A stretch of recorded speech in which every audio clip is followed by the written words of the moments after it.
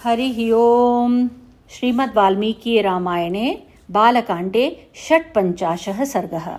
विश्वामित्र द्वारा वशिष्ठ जी पर नाना प्रकार के दिव्यास्त्रों का प्रयोग और वशिष्ठ द्वारा ब्रह्मदंड से ही उनका शमन एवं विश्वामित्र का ब्राह्मणत्व की प्राप्ति के लिए तप करने का निश्चय। एवमुक्तो वसिष्ठेन विश्वामित्रो महाबलः आग्नेयमस्त्रमुद्दिश्य तिष्ठ तिष्ठेति चाब्रवीत्। वशिष्ठ जी के ऐसा कहने पर महाबली विश्वामित्र आग्नेयास्त्र लेकर बोले, अरे खड़ा रह खड़ा रह। ब्रह्मदंडम समुद्यम्य कालदंडमिवापरम वसिष्ठो भगवान क्रोधादिदम वचनम अब्रवीत। उस समय द्वितीय कालदंड के समान ब्रह्मदंड को उठाकर भगवान वशिष्ठ ने क्रोधपूर्वक इस प्रकार कहा, क्षत्रबंधो स्थितोऽस्म्येष यद्बलं तद्विदर्शय नाशयाम्यद्य दर्पं शस्त्रस्य तव गाधिज। क्षत्रियाधम ले, यह मैं खड़ा हूँ, तेरे पास जो बल हो उसे दिखा।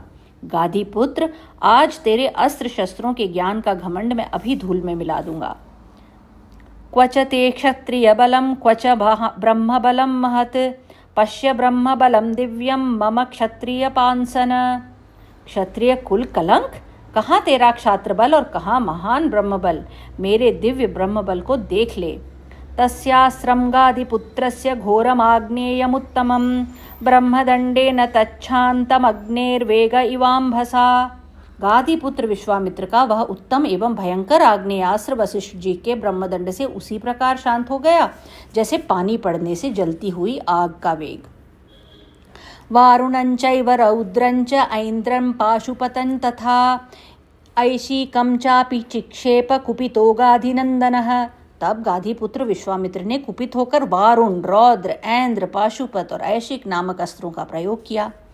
मानवं मोहनं चैव गांधर्वं स्वापनं तथा जम्भृणं मादनं चैव संतापन विलापने शोषणं दारणं चैव वज्रमस्त्रं सुदुर्जयं ब्रह्मपाशं कालपाशं वारुणं पाशमेव च पिनाकमस्त्रं दयितं शुक्रार्द्रे अशनी तथा दण्डास्त्रमथ पैशाचं क्रौञ्चमस्त्रं तथैव च धर्मचक्रं कालचक्रं विष्णुचक्रं तथैव च वायव्यं मथनं चैव अस्त्रं हयशिरस्तथा शक्तिद्वयं च चिक्षेप कंकालं मुसलं तथा वैद्याधरं महास्त्रं च कालास्त्रमथ दारुणं त्रिशूलमस्त्रं घोरं च कापालमथ कंकणम् एतान्यस्त्राणि चिक्षेप सर्वाणि रघुनंदन।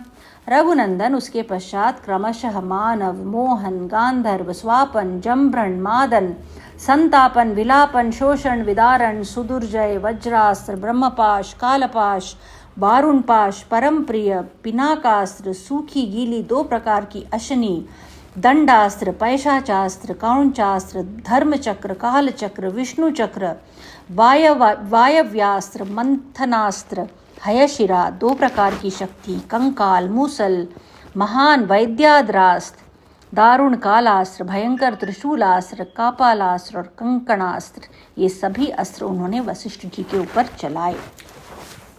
वसिष्ठे जपतान् श्रेष्ठे तदद्भुतमिवाभवत् तानि सर्वाणि दंडेन ग्रसते ब्राह्मणसुतः। जपने वालों में श्रेष्ठ महर्षि वशिष्ठ पर इतने अस्त्रों का प्रहार वह एक अद्भुत सी घटना थी, परंतु ब्रह्मा के पुत्र वशिष्ठ जी ने उन सभी अस्त्रों को केवल अपने डंडे से ही नष्ट कर दिया। तेषु शान्तेषु ब्रह्मास्त्रं क्षिप्तवान् गाधिनन्दनः तदस्त्रमुद्यतं दृष्ट्वा देवासाग्निपुरोगमाः देवर्षयश्च सम्भ्रान्ता गन्धर्वा समहोरगाः त्रैलोक्यमासीत् संत्रस्तं ब्रह्मास्त्रे समुदीरिते। उन सब अस्त्रों के शांत हो जाने पर गांधीनंदन विश्वामित्र ने ब्रह्मास्त्र का प्रयोग किया। ब्रह्मास्त्र को उद्यत देख अग्नि आदि देवता, देवर्षि, गंधर्व और बड़े बड़े नाग भी दहल गए। ब्रह्मास्त्र के ऊपर उठते ही तीनों लोगों के प्राणी थर्रा उठे। तदप्यस्त्रं महाघोरं ब्राह्मं ब्राह्मेण तेजसा वसिष्ठो ग्रसते सर्वं ब्रह्मदंडेन राघव। राघव, वशिष्ठ जी ने अपने ब्रह्मतेज के प्रभाव से उस महाभयंकर ब्रह्मास्त्र को भी ब्रह्मदंड द्वारा ही शांत कर दिया। ब्रह्मास्त्रं ग्रसमानस्य वसिष्ठस्य महात्मनः त्रैलोक्यमोहनं रौद्रं रूपमासीत् सुदारुणम्। उस ब्रह्मास्त्र को शांत करते समय महात्मा वशिष्ठ का वह रौद्र रूप तीनों लोकों को मोह में डालने वाला और अत्यंत भयंकर जान पड़ता था। रोमकूपेषु सर्वेषु वसिष्ठस्य महात्मनः मरीच्य इव निष्पेतुरग्नेर्धूमाकुलार्चिषः। महात्मा वशिष्ठ के समस्त रोमकूपों में से किरणों की भांति धर्मयुक्त धूमयुक्त आग की लपटें निकलने लगीं। प्राज्वलद्ब्रह्मदण्डश्च वसिष्ठस्य करोद्यतः विधूम इव कालाग्नेर्यमदण्ड इवापरः।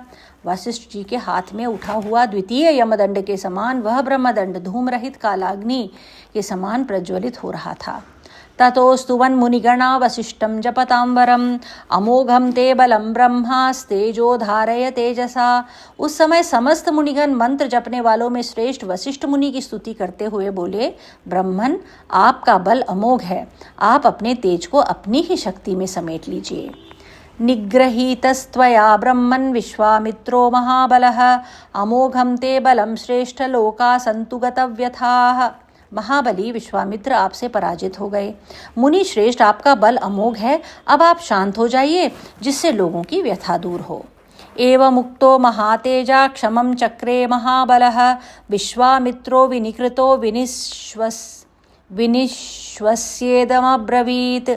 महर्षियों के ऐसा कहने पर महातेजस्वी महाबली वशिष्ठ जी शांत हो गए और पराजित विश्वामित्र लंबी सांस खींचकर यों बोले, दिग्बलं क्षत्रिय बलं ब्रह्म तेजो बलं बलम एकेन ब्रह्मदंडेन सर्वास्त्राणि हतानि में। क्षत्रिय के बल को धिक्कार है, ब्रह्म तेज से प्राप्त होने वाला बल ही वास्तव में बल है, क्योंकि आज एक ब्रह्मदंड ने मेरे सभी अस्त्र नष्ट कर दिए। तत्प्रसमीक्ष्याहं प्रसन्नेन्द्रियमानसः तपो महत्समास्थास्ये यद्वै ब्रह्मत्वकारणम्। इस घटना को प्रत्यक्ष देखकर अब मैं अपने मन और इंद्रियों को निर्मल करके उस महान तप का अनुष्ठान करूंगा जो मेरे लिए ब्राह्मणत्व की प्राप्ति का कारण होगा। इत्यार्षे श्रीमद् रामायणे वाल्मीकि आदि काव्ये बालकांडे 56 सर्गः। इस प्रकार श्री वाल्मीकि निर्मित आर्ष रामायण आदि काव्य के बालकांड में 56वां सर्ग पूरा हुआ। 57 सर्गः। विश्वामित्र की तपस्या। राजा त्रिशंकु का अपना यज्ञ कराने के लिए पहले वशिष्ठ जी से प्रार्थना करना और उनके इनकार कर देने पर उन्हीं के पुत्रों की शरण में जाना। ततः संतप्त हृदय स्मरन् निग्रहमात्मनः विनिश्वस्य कृतवैरो महात्मना स दक्षिणां दिशं गत्वा महिष्या सह राघव तताप परमं घोरं विश्वामित्रो महातपाः। श्री राम तदनंतर विश्वामित्र अपनी पराजय को याद करके मन ही मन संतप्त होने लगे। महात्मा वशिष्ठ के साथ वैर बांधकर महातपस्वी विश्वामित्र बारंबार लंबी सांस खींचते हुए अपनी रानी के साथ दक्षिण दिशा में जाकर अत्यंत उत्कृष्ट एवं भयंकर तपस्या करने लगे। फलमूलाशनोदान्तश्चचार परमं तपः अथास्य जज्ञिरे पुत्रा सत्यधर्मपरायणाः हविष्पन्दो मधुष्पन्दो दृढ़नेत्रो महारथः। वहाँ मन और इंद्रियों को वश में करके वे फल मूल का आहार करते तथा उत्तम तपस्या में लगे रहते थे। वहीं उनके हविष्पंद, मधुष्पंद, दृढ़ नेत्र और महारथ नामक 4 पुत्र उत्पन्न हुए जो सत्य और धर्म में तत्पर रहने वाले थे। पूर्णे वर्ष सहस्रे तु ब्रह्मा लोकपितामहः अब्रवीन्मधुरं वाक्यं विश्वामित्रं तपोधनं जिता राजर्षि लोकास्ते तपसा कुशिकात्मज अनेन तपसा त्वां ही राजर्षिरिति विद्महे। 1000 वर्ष पूरे हो जाने पर लोक पितामह ब्रह्मा जी ने तपस्या के धनी विश्वामित्र को दर्शन देकर मधुर वाणी में कहा, कुशिक नंदन, तुमने तपस्या के द्वारा राजर्षियों के लोकों पर विजय पाई है। इस तपस्या के प्रभाव से हम तुम्हें सच्चा राजर्षि समझते हैं। एवमुक्त्वा महातेजा जगाम सह दैवतैः त्रिविष्टपं ब्रह्मलोकं लोकानां परमेश्वरः। यह कहकर संपूर्ण लोकों के स्वामी ब्रह्मा जी देवताओं के साथ स्वर्गलोक होते हुए ब्रह्मलोक को चले गए। विश्वामित्रोऽपि तच्छ्रुत्वा ह्रिया किञ्चिदवाम्मुखः दुःखेन महताविष्टः समन्युरिदमब्रवीत् तपश्च सुमहत्तप्तं राजर्षिरिति मां विदुः देवासर्षिगणाः सर्वे नास्ति मन्ये तपफलम्। उनकी बात सुनकर विश्वामित्र जी का मुख लज्जा से कुछ झुक गया। वे बड़े दुख से व्यथित हो दीनतापूर्वक मन ही मन यूँ कहने लगे, अहो, मैंने कितना बड़ा तप किया तो भी ऋषियों सहित संपूर्ण देवता मुझे राजऋषि ही समझते हैं। मालूम होता है इस तपस्या का कोई फल नहीं हुआ। एवं निश्चित्य मनसा भूय एव महातपाः तपश्चचार धर्मात्मा काकुत्स्थ परमात्मवान। श्री राम मन में ऐसा सोचकर अपने मन को वश में रखने वाले महातपस्वी धर्मात्मा विश्वामित्र पुनः भारी तपस्या में लग गए।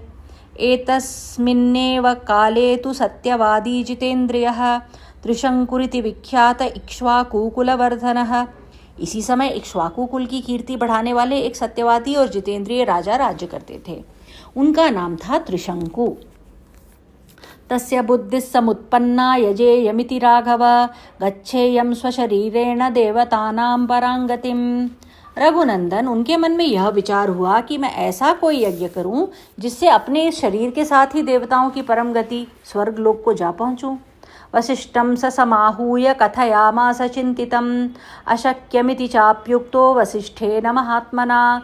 तब उन्होंने वशिष्ठ जी को बुलाकर अपना यह विचार उन्हें कह सुनाया। महात्मा वशिष्ठ ने उन्हें बताया कि ऐसा होना असंभव है। प्रत्याख्यातो वसिष्ठेन सययौ दक्षिणां दिशं ततस्तकर्म सिद्ध्यर्थं पुत्रान् तस्य गतो नृपः। जब वशिष्ठ ने उन्हें कोरा उत्तर दे दिया, तब वे राजा उस कर्म की सिद्धि के लिए दक्षिण दिशा में उन्हीं के पुत्रों के पास चले गए। वासिष्ठा दीर्घ तपस्तपो यत्र हिते पिरे त्रिशंकुस्तु महातेजा शतं परमभास्वरं वसिष्ठपुत्रान् ददृशे तप्यमानान् मनस्विनः। वशिष्ठ जी के वे पुत्र जहाँ दीर्घकाल से तपस्या में प्रवृत्त होकर तप करते थे, उस स्थान पर पहुंचकर महातेजस्वी त्रिशंकु ने देखा कि मन को वश में रखने वाले वे 100 परम तेजस्वी वशिष्ठ कुमार तपस्या में संलग्न हैं। सोऽभिगम्य महात्मानः सर्वानेव गुरोसुतान् अभिवाद्यानुपूर्वेण ह्रिया किंचिदवाम्मुखः अब्रवीत् स महात्मानः सर्वानेव कृतांजलिः। उन सभी महात्मा गुरुपुत्रों के पास जाकर उन्होंने क्रमशः उन्हें प्रणाम किया और लज्जा से अपने मुख को कुछ नीचे किए हाथ जोड़कर उन सब महात्माओं से कहा, शरणं प्रपन्नोऽहं शरण्यान् शरणं गतः प्रत्याख्यातो हि भद्रं वो वसिष्ठेन महात्मना यष्टुकामो महायज्ञं तदनुज्ञातुर्मर्हथ। गुरुपुत्रों, आप शरणागत वत्सल हैं। मैं आप लोगों की शरण में आया हूँ, आपका कल्याण हो। महात्मा वशिष्ठ ने मेरा यज्ञ कराना अस्वीकार कर दिया है। मैं एक महान यज्ञ करना चाहता हूँ, आप लोग उसके लिए आज्ञा दें। गुरुपुत्रान् हम सर्वान् नमस्कृत्य प्रसादये शिरसा प्रणतो याचे ब्रह्माणांस्तपसि स्थितान् ते मां भवन्तः सिद्ध्यर्थं याजयन्तु समाहिताः सशरीरो यथाहं वै देवलोकमवाप्नुयाम्। मैं समस्त गुरुपुत्रों का नमस्कार करके प्रसन्न करना चाहता हूँ। आप लोग तपस्या में संलग्न रहने वाले ब्राह्मण हैं। मैं आपके चरणों में मस्तक रखकर यह याचना करता हूँ कि आप लोग एकाग्रचित हो मुझसे मेरी अभीष्ट सिद्धि के लिए ऐसा कोई यज्ञ करावें जिससे मैं इस शरीर के साथ ही देवलोक में जा सकूं। प्रत्याख्यातो वसिष्ठेन गतिमन्यान् तपोधनाः गुरुपुत्रान् नृते सर्वान्नाहं पश्यामि कांचन। तपोधनो, महात्मा वशिष्ठ के अस्वीकार कर देने पर अब मैं अपने लिए समस्त गुरुपुत्रों की शरण में जाने के सिवा दूसरी कोई गति नहीं देखता। इक्ष्वाकूणां हि सर्वेषां पुरोधा परमागतिः तस्मादनन्तरं सर्वे भवन्तो दैवतं मम। समस्त इक्ष्वाकु वंशियों के लिए पुरोहित वशिष्ठ जी ही परम गति हैं। उनके बाद आप सब लोग ही मेरे परम देवता हैं। इत्यार्षे श्रीमद् रामायणे वाल्मीकि आदिकाव्ये बालकांडे 57 सर्गः। इस प्रकार श्री वाल्मीकि निर्मित आर्ष रामायण आदि काव्य के बालकांड में 57वां सर्ग पूरा हुआ। हरि ओम।